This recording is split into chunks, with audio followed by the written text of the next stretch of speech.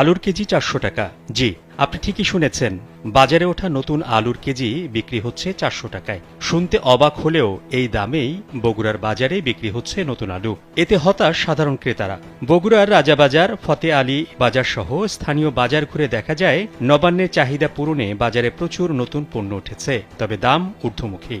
নতুন আলু পাগড়ি জাত প্রতি কেজি ৩৫০ থেকে ৪০০ টাকা, পাতা পেঁয়াজ ৮০ থেকে ১০০ টাকা, শিম ১০০ টাকা, ফুলকপি পিস ৬০ থেকে ৭০ টাকা, টমেটো কেজি ২৪০ টাকা, পটল ৪০ টাকা, বেগুন ৬০ টাকা ও কাঁচামরিচ ৮০ টাকা কেজি দরে বিক্রি হচ্ছে।